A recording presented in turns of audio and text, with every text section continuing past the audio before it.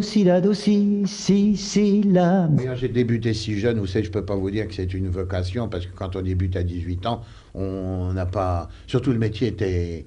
Mais le métier était tellement autre chose que maintenant, hein. On pouvait se débrouiller aussi, vous voyez, dans le fond, à 18, 19 ans, 20 ans, il y avait des cabarets partout. À Namur, je ne connais pas Namur, je n'ai pas été me promener, je suis sûr qu'à Namur, il y avait des cabarets, il y en avait à Bruxelles, il y en avait à Liège, il y avait des cabarets partout. Un petit artiste pouvait se défendre. Maintenant, un jeune artiste, d'abord, il ne veut plus aller travailler dans les cabarets, il veut être vedette.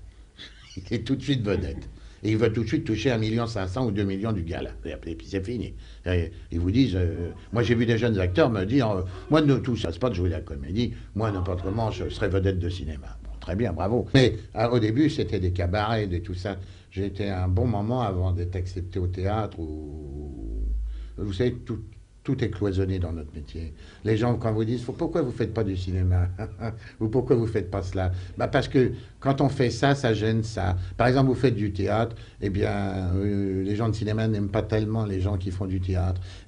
Quand on fait du cabaret, les gens, avant, n'aimaient pas, les gens de théâtre n'aimaient pas les gens qui faisaient du cabaret parce qu'ils prétendaient qu'ils chargeaient. Alors maintenant, il s'est avéré que les comédiens de théâtre souvent chargent plus qu'un type de cabaret qui a une certaine pudeur, justement de peur qu'on l'attaque.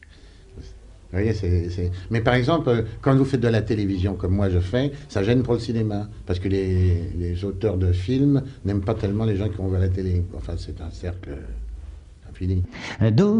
Si, la, mi. L'hôtel Métropole où je suis en ce moment descendu à Bruxelles, j'ai été arrêté et j'ai fait 5 pas de cellule à Saint-Gilles, à Forest, sous le tunnel. Enfin, je connais bien les lieux. Alors ça, c'était pas un bon souvenir. Mais sinon, j'aimais mieux Bruxelles à cette époque, s'entend, pas avec les Allemands, s'entend. Mais à part ça, je trouve que la vie était plus joyeuse. J'ai trouvé un grand changement. J'ai trouvé un grand changement dans bien des choses. D'abord, il y avait beaucoup plus d'établissements. Moi, je pense que c'est dans tous les pays, les choses sont... Mais j'ai trouvé aussi, par exemple, Bruxelles. Hein. Ben, j'ai trouvé Bruxelles trop démoli, tout, on démolit, on reconstruit partout. On a l'impression que Bruxelles est un chantier. Et, et, et Bruxelles est devenue une ville plus sale que j'ai connue. Moi, j'ai vu une ville, Bruxelles, je vous parle à cette époque-là, je devais avoir 23 ans, 23 ans quand j'ai été arrêté, que j'ai fait 6 mois à Saint-Gilles. Eh bien, on voyait le matin les femmes laver les trottoirs. C'était fabuleux. J'ai jamais vu une ville aussi propre que. Hein. Et ben maintenant, si, dans les campagnes, on voit aussi encore des carreaux dans les petites villes, tout ça. Mais dans la ville, c'est fini. C'est devenu très dégueulasse comme chez nous. Moi, j'ai eu de bons souvenirs de. Ben, par exemple, le souvenir qui était le plus frappant quand on venait pendant la guerre en Belgique, c'est qu'il y avait de tout pour manger. Hein. C'était formidable. C'était un pays qui avait de tout pour manger.